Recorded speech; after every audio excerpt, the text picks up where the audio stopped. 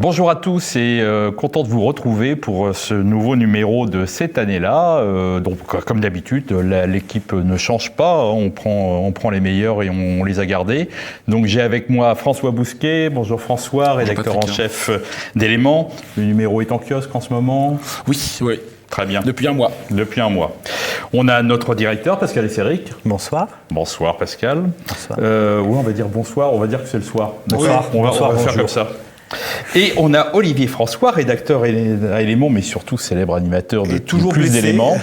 Toujours blessé. Oui, qu'est-ce qui vous arrive? Une nouvelle chute. C'est une nouvelle chute. En fait, je vais te dire, la dernière émission, j'ai dit que j'avais essayé de respecter les gestes barrières. En fait, je suis tombé du train, tout simplement, sur la voie. J'ai trébuché. Et donc, voilà. vous aviez menti.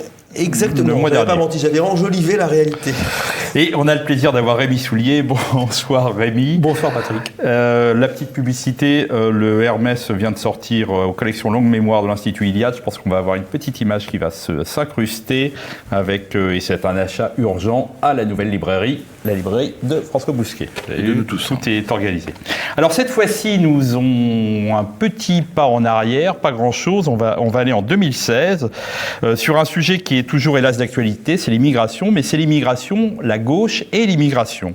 Et symboliquement, on avait fait ce numéro, je vais vous montrer cette magnifique couverture. Le numéro, c'était le 159 que nous avions sorti en 2016 et on avait eu sur l'immigration, Migrants, l'angélisme et l'épreuve du réel, Jean-Yves Le Gallou, ça c'est un classique, mais on avait eu aussi Jacques Julliard qui nous avait expliqué pourquoi la gauche s'était effondrée. Et je le cite, il est expliqué dans ce numéro, on ne peut pas échapper ici à une réflexion sur le phénomène de l'immigration.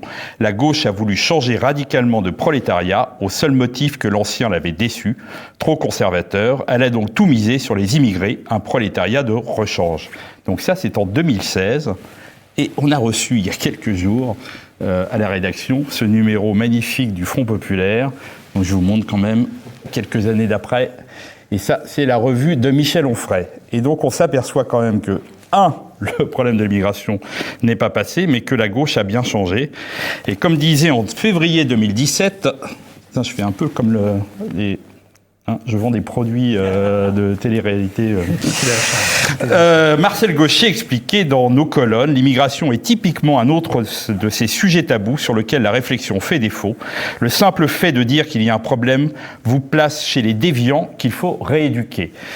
François, à l'époque, des gens comme Gauchet, Julliard, Onfray qui ont parlé dans Éléments, la gauche les a brancardés. Ils ont fait des petits depuis, et j'ai l'impression que la gauche maintenant s'est séparée en deux. Il y a une véritable fracture sur le problème de l'immigration. Oui, il y a une fracturation. On le voit en particulier dans le parti de Jean-Luc Mélenchon, les Insoumis, entre la campagne de 2017, qui était une campagne populiste, avec des thématiques migratoires. Il y avait un discours migratoire. Alors évidemment, c'était pas le discours du Front National, mais pour autant, il était assumé par Mélenchon, ça l'a conduit à 20%. Et après la présidentielle de 2017, la gauche s'est scindée de plus en plus. Il est vraisemblable que cette fracture est antérieure. Cette fracture, on peut la faire remonter peut-être à la crise des migrants, peut-être aux attentats de Charlie Hebdo, peut-être aux attentats islamistes en France. En tout cas, elle traverse aujourd'hui la gauche. Mais il ne faut pas non plus s'illusionner. Cette gauche valsienne, néocon, parce qu'il y a beaucoup de néocons dans cette gauche-là. Je pense à Pascal Bruckner, qui est devenu la plume du Figaro aujourd'hui, étonnamment. Entraîne par ricochet ou de conséquence une fracture également à droite, puisque la droite est en train de recycler le Parti socialiste. Dans le numéro de Michel Onfray, le dernier numéro est remarquable. Pour autant, le casting est surprenant. Il y a Céline Pina également, qu'on retrouve partout aujourd'hui, qui est à la pointe du combat contre l'islamo-gauchisme. Elle a grenouillé pendant 20 ans dans le Parti socialiste. Donc j'ai du mal à croire, à titre personnel, à la sincérité de ces gens-là.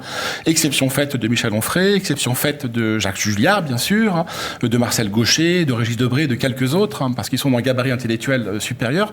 Onfray en particulier. Onfray aujourd'hui est en roue libre. Il a fait une dernière sortie pour présenter le numéro 4 de Front Populaire en disant que lorsque les démographes parlent de grands emplacements, ça n'est pas un problème. Lorsque les politiques parlent de grands emplacements, ça n'est pas un problème. Mais lorsque Renaud Camus parle de grands emplacements, c'est du fascisme ou du nazisme. Je disais que cette fracture se retrouve à droite, parce que c'est le problème de la droite depuis 200 ans. La droite recycle depuis 200 ans, la droite du gouvernement, des idées de gauche en les lissant, en les normalisant. Et de fait, Bruckner, les autres aujourd'hui ne se situent plus à gauche. Et qu'est-ce que la gauche aujourd'hui? C'est un trou noir. En fait, quand vous dites que la gauche s'est fracturée, non, la gauche, Macron a siphonné. l'aile droite de la gauche, en l'occurrence le PS, en l'occurrence la fondation Terra Nova. C'est le paradoxe, c'est que tous ces gens-là étaient à Terra Nova il y a 5 à 6 ans. Raison pour laquelle on peut douter, pour les gens qui viennent du Parti Socialisme, de la sincérité de leur ralliement et de leur conversion. Cette gauche a disparu. Le PS a disparu. Il y a eu un mort en 2017, c'est le PS, donc il se retrouve à droite aujourd'hui.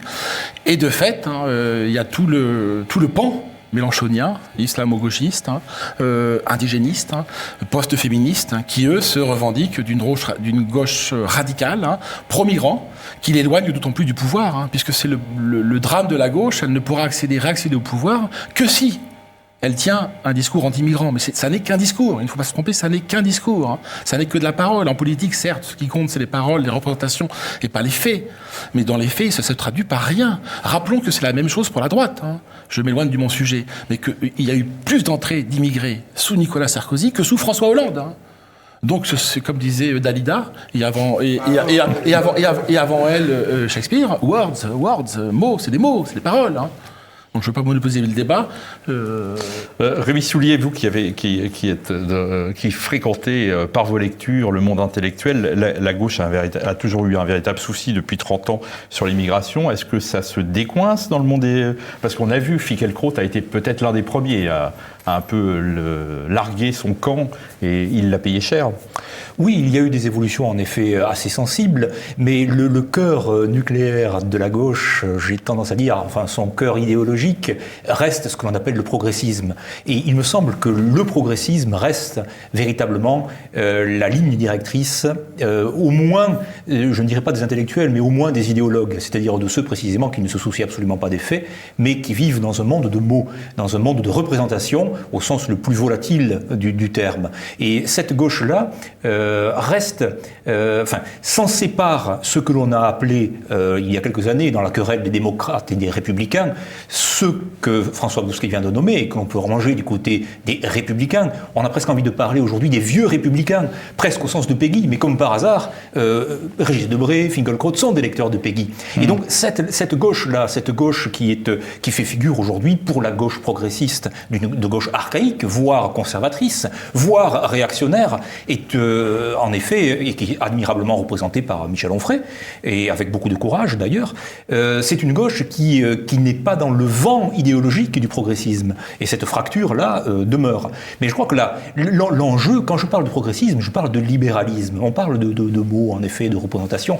Mais le cœur du cœur, c'est ce pan-libéralisme, ce libéralisme qui est partout, qui est associé aujourd'hui ni plus ni moins qu'à la liberté, et même aux libertés, liberté de changer de ci, de là, etc.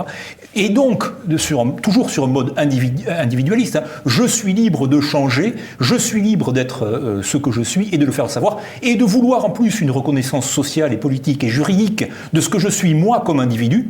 Et donc ce libéralisme devenu fou, qui s'applique absolument à tout, y compris dans le domaine de la sexualité, c'est quelque chose qui est aujourd'hui cardinal, enfin qui est devenu l'axe de cette gauche progressiste libérale là. Et bien entendu, tous ceux qui s'y opposent, tous ceux qui ne communient pas dans cette idéologie, parce que c'est d'idéologie qu'il s'agit, et d'idéologie d'ailleurs de mon point de vue mortifère et déconstructrice, d'idéologie libérale, sont marginalisés. De ce point de vue-là, on peut dire d'ailleurs que l'ultra-gauche est elle-même a parfaitement intégré tous les logiciels du libéralisme. C'est pour ça d'ailleurs qu'elle ne contredit pas le marché, elle ne contredit pas George Soros, elle ne contredit pas la mondialisation, elle est au cœur de l'idéologie de la mondialisation. D'où la liberté dont elle bénéficie, enfin le processus est très bien huilé, très bien classé, mais il est très cohérent. Olivier François. J'ajouterais d'ailleurs qu'un homme de gauche, si tant est qu'on puisse l'appeler homme de gauche, mais il l'a été quand même, Renaud Camus, regardez dans les années 80, voté socialiste, était d'ailleurs un socialiste assez modéré, plutôt de l'aile droite du Parti socialiste. Autre chose par contre sur Régis Debray. Régis Debray est un garçon de talent évidemment, un très bon mémorialiste, enfin sur la question d'immigration, ne dites pas qu'il dit quelque chose. Il affirme de temps en temps la nécessité des frontières. C'est un non-dit. C'est un non-dit et il joue de plus en plus, Régis Debray, ça me gêne beaucoup. D'ailleurs, ça a été remarqué récemment par Paul-Marie Couteau, au vieux sage désabusé.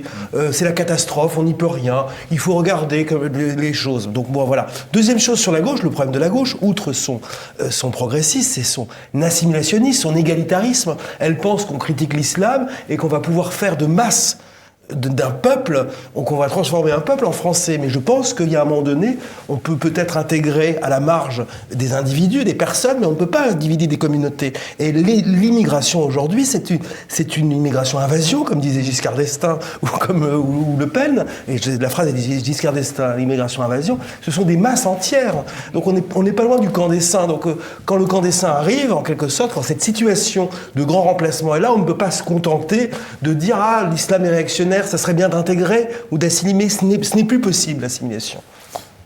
Je vais rebondir sur ce que tu vous dites, Olivier. Renaud Camus, une petite parenthèse.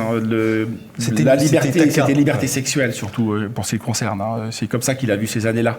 Pour le reste, il est conservateur depuis un demi-siècle. C'est pas Rémi qui connaît l'œuvre par cœur qui me contredira. Régis Debray, oui, c'est exaspérant. J'ai eu tort de le citer. Il y a une coquetterie. Le drame de cette génération-là, hors Finkielkraut, je trouve, et Michel Onfray, c'est qu'ils ne vont pas au bout de leur démarche. Aller au bout de leur démarche, c'est devenir parisien. C'est passer du jeune Barès au second Barès. Ils n'osent pas le faire parce qu'il y a l'Académie française, parce qu'il y a beaucoup de choses qui les retiennent et qui les retiennent de ça. Mais je crois qu'il ne faut pas qu'on s'aveugle sur droite-gauche. Je veux dire, Mitterrand nous alertait il y a 30 ans sur ce qu'Olivier pointe. Rocard, il y a 30 ans, nous ont parlé d'effet de seuil, de seuil de tolérance. On les a franchis allègrement depuis très longtemps. La droite et la gauche sont et l'une et l'autre impuissantes, par-delà les discours. Ce sont les mêmes politiques. Est-ce que ce n'est pas un candidat ou une candidate populiste, là, pour le coup, de porter un discours en adéquation avec ses actes et ses pratiques. Jusqu'à présent, on ne l'a pas vu de fait. Je suis toujours embarrassé par l'idée que c'est la gauche. Aujourd'hui, la droite, les gens que je lis dans le Front Populaire, hors Michel Onfray, qui n'assume pas ce qu'il est devenu, j'espère qu'il va l'assumer bientôt, c'est essentiellement des gens de gauche, du Parti Socialiste, passés à droite, et qui nous privent de parole. François, on ne se rend pas compte aujourd'hui de ce qu'a été les années Mitterrand. Il y a eu une gauche dans les années 70. Le PCF avait pointé très rapidement l'arrivée des immigrés qui étaient arrivés par le patronat, principalement dans l'automobile et le bâtiment à l'époque, et c'était surtout pour saquer les syndicats français. Ouais. Il y a eu ce retournement dans les années 80. Je voudrais simplement, dans les années 80, Giscard va donner un grand interview sur l'immigration, qui va être célèbre, cette fameuse Marianne Voilée, au Figaro Magazine. Simplement, il disait qu'il y avait un problème d'immigration, c'était pas du Le Pen. Et à l'époque, il y avait la revue Globe, qui était la revue mitterrandienne dans toute sa splendeur, qui titrait « L'histoire des gens chics qui ont fauté avec l'extrême droite ». Fauté, et vous aviez un grand portrait de Giscard avec marqué « Le fascisme, Neuilly, Auteuil, Passy ». Et quand vous tourniez la page, vous aviez bien sûr, c'était très marrant, une photo de la collaboration avec Bousquet. Dès qu'à l'époque, on parlait d'immigration, c'était ça qu'on avait.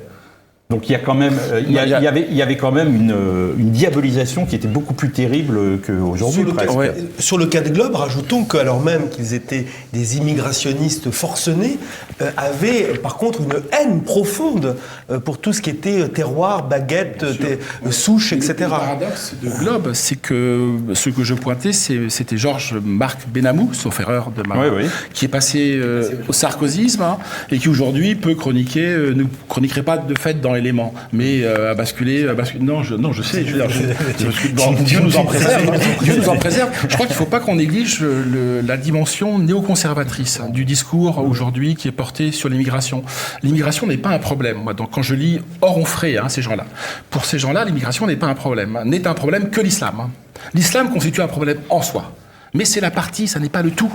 C'est-à-dire qu'on peut avoir autant d'immigrés qu'on veut en France, pourvu qu'ils soient soit des musulmans sahéliens ou subsahariens, enfin bref, pas du Maghreb, mais on peut recevoir autant de noirs, de jaunes, de rouges, de verts, de bleus, que sais-je, et d'extraterrestres.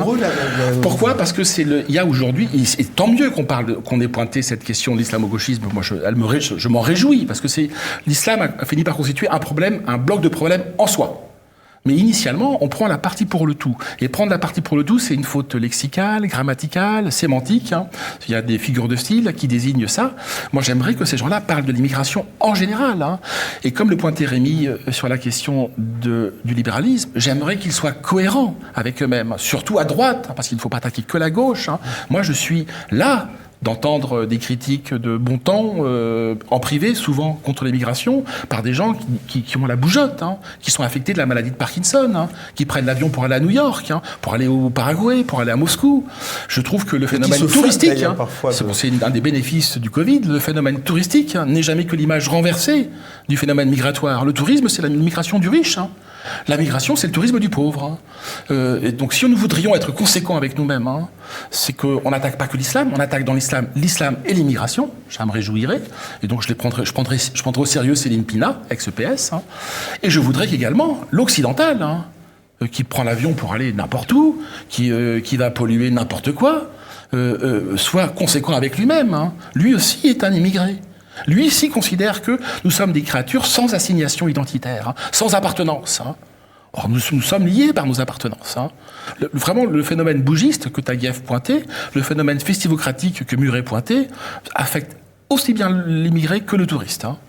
Autant dire donc l'étranger que l'allogène, que l'indigène, c'est-à-dire moi. Pascal, sur Éléments, comme vous êtes le grand patron, il a été presque plus facile à cette époque-là d'avoir des gens de Marcel Gauchet à Julliard pour parler de l'immigration que des gens de droite, du Figaro, pour venir dans Éléments. Tout à fait. Il y avait un peu plus de courage à ce moment-là de la part des intellectuels de gauche ? Alors, je ne sais pas si c'est du courage, mais il y a eu effectivement toute une série, dans ces années-là, 2016, on a parlé de Marcel Gauchet, de Jacques Julliard, mais je pourrais même parler de Philippe Diribarne, qui un jour m'a appelé en disant je ne connais pas votre revue, mais Le Monde vient de faire un grand papier pour dire tout le mal qu'ils ont pensé. Et donc, rencontrons-nous. Et c'est comme ça qu'on a pu faire cette interview avec ce grand sociologue, Philippe Diribarne, sur l'islamophobie d'ailleurs. Ouais. Il venait de sortir. Donc oui, il y a eu... Ça me fait penser, ça me rappelle toujours ce mot. La droite d'aujourd'hui, c'est la gauche d'il y a un quart d'heure. Je trouve ce mot formidable parce que c'est ce que vient en résumé, c'est ce que vient de dire avec talent et François et Rémi. Les modérés, c'est toujours les modérés qu'Abel Bonnard dénonçait dans les Oui, mais c'est notre problème. Moi, j'insiste là-dessus, c'est notre problème. Depuis 2 siècles, on se gargarise en pensant qu'on a gagné la culturelle. Depuis 250 ans, la droite importe des idées de gauche, donc qui la neutralise. Donc aujourd'hui, si on ne peut pas parler d'immigration aujourd'hui librement et franchement, c'est parce qu'une certaine gauche socialiste a focalisé l'immigration sur la question musulmane, qui, je le redis, qui est un problème en soi, mais qui n'est qu'une partie du problème. C'est un peu ce qu'on voit dans je pense, là par exemple, j'ai pris des couvertures rigolotes comme ça, que j'ai trouvé l'événement du jeudi. À l'époque, c'était contre la lèpre antisémite, la déchéance raciste, la haine de l'autre. La France. Voilà comment ils voyaient la France. Il faut savoir que l'événement du jeudi, c'était leur héritier, c'est Marianne. C'est JF4. C'est Marianne. Et ce Marianne, aujourd'hui, c'est Natacha Polony, c'est Caroline Forest, qui sont inquiets de cette France islamiste. Et effectivement, ça revient à ce que vous dites, c'est le problème de la religion, parce que eux, ce qu'ils voient de leur côté, c'est que c'est une sorte de gauche plénelle qui est en train de gagner. Voilà, ouais. Et ils voudraient, eux, faire triompher une gauche Manuel Valls. La gauche Mila. Mila, c'est ça. L'icône aujourd'hui des néocons, c'est Mila. Est-ce que Mila, c'est la nana qui, en Franche-Comté, qui s'est fait lesbienne revendiquée, mais qui est trans dans l'absolu. Elle se teint les cheveux. Demain, elle sera trans. Demain, elle sera garçon, animal, que sais-je, j'en sais rien. Moi, je ne veux pas qu'on érige ça en modèle pour moi. J'ai le choix, en fait, entre l'islam et Charlie Hebdo.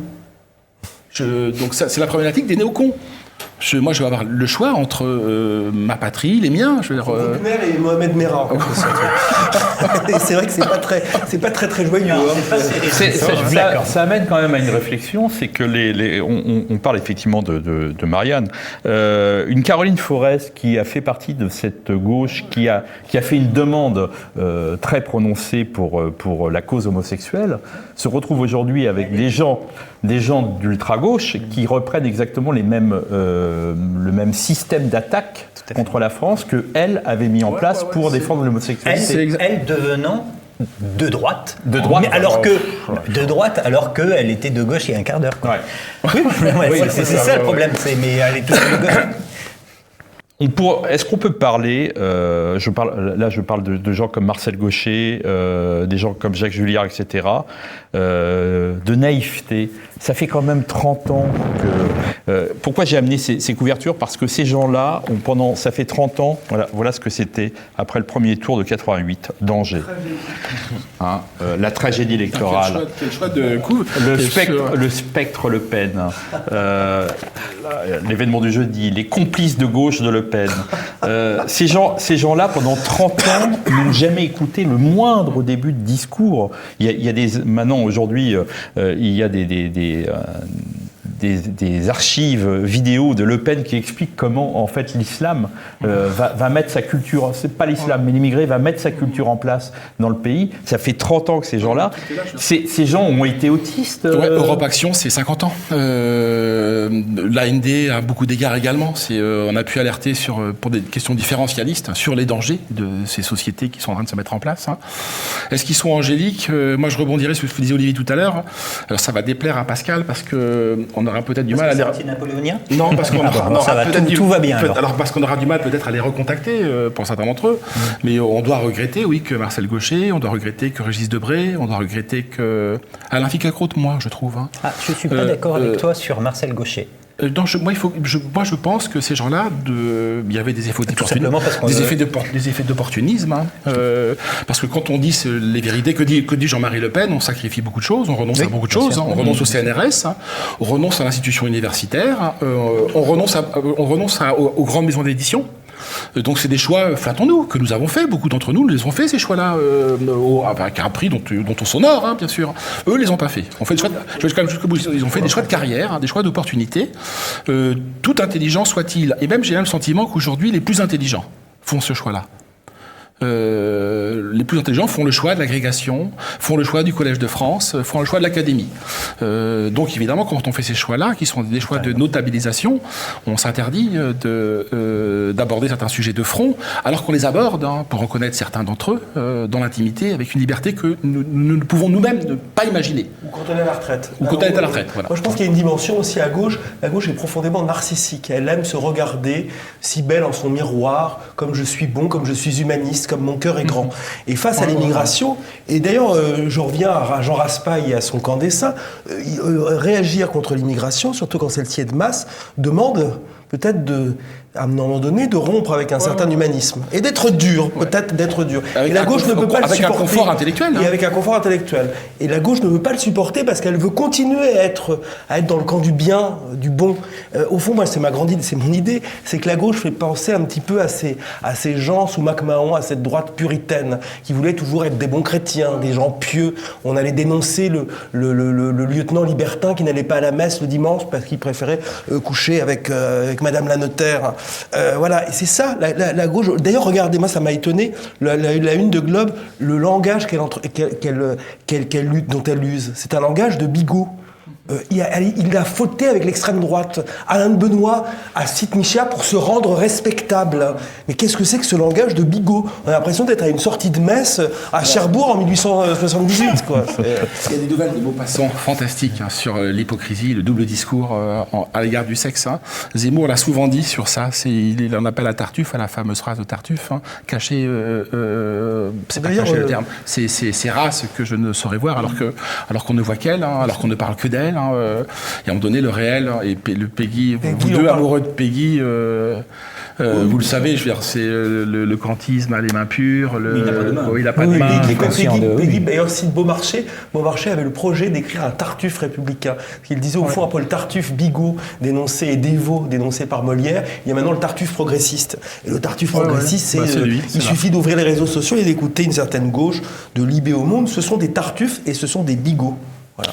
Rémi Soulier, pour terminer, le clivage droite-gauche, il peut être éclaté sur un sujet comme ça, ou c'est trop ancré à gauche pour qu'il change Là, j'ai un point de vue qui est un peu particulier, c'est-à-dire que comme je n'entre pas dans le jeu de la droite et de la gauche, c'est-à-dire dans le jeu politicien moderne, libéral et représentatif, qui est le jeu démocratique, j'ai beaucoup de mal à savoir ce qu'il peut en advenir. Ce qui est évident, c'est que on se retrouve au final avec, comme disait, je ne sais pas si c'est François ou Olivier tout à l'heure, les modérés d'Abel Bonnard, c'est-à-dire qu'on s'en François, Olivier, et on se retrouve donc de toute façon, quoi qu'il en soit, avec eux.